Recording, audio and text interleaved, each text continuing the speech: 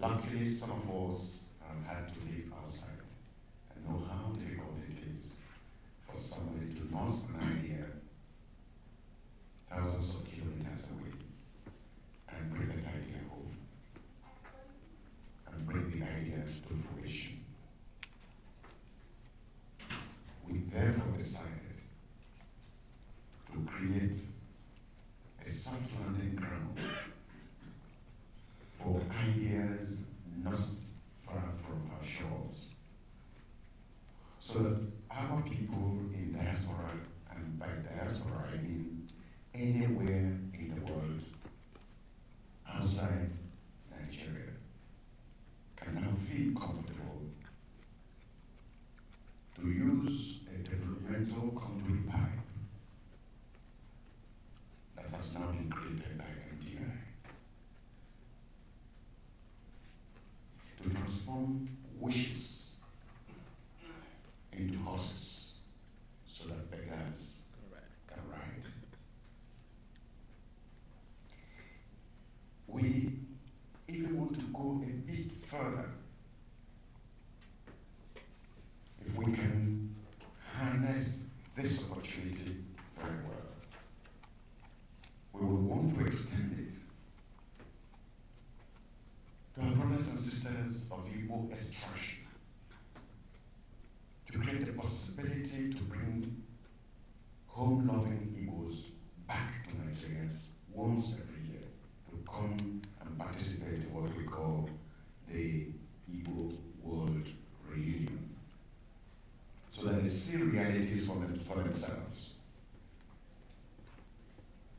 As the chairman said, we are a people not created to beg.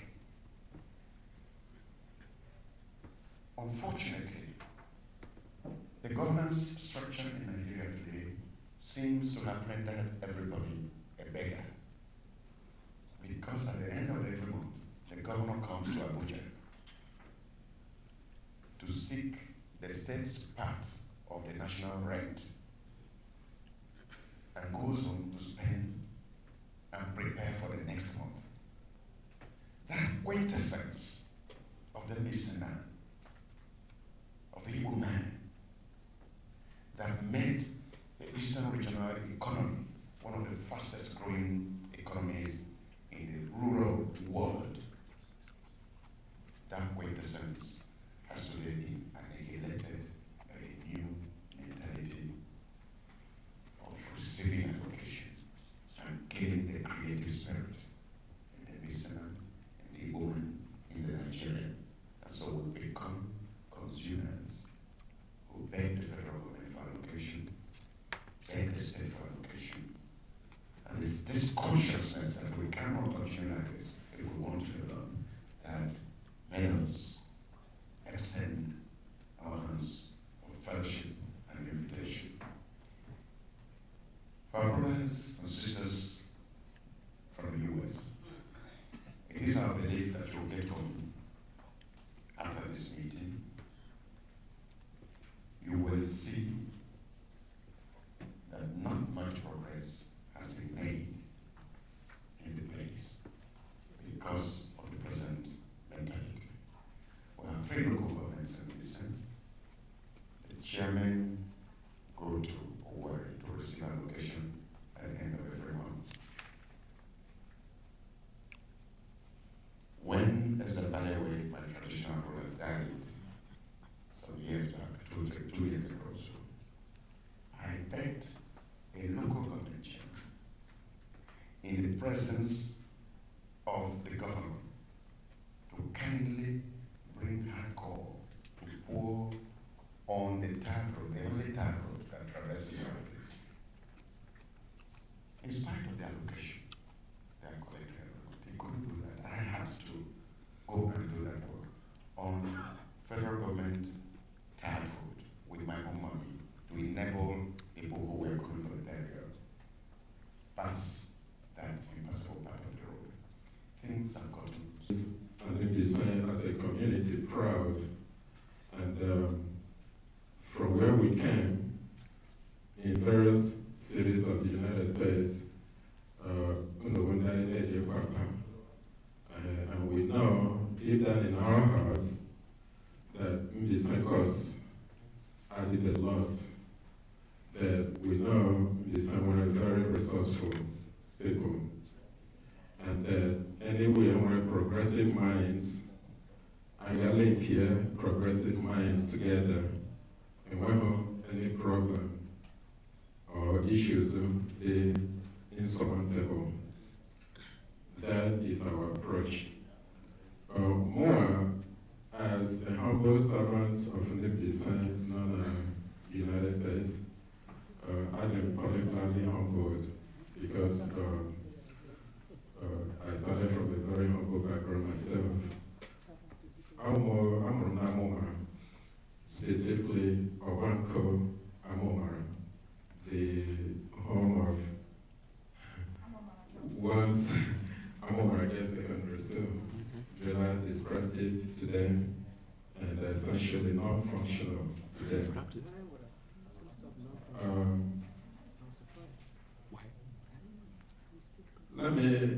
I don't want to talk so much about myself because the intention right here today will about to be saying, and therefore we do.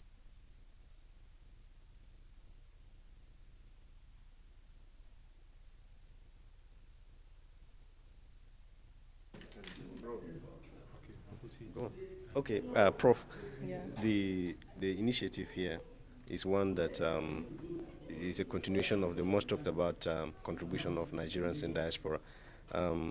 What's your take on this meeting in respect to the fact that we have so much brains, perhaps so much resources out there of our people that need to come home and contribute to our development at this crucial time?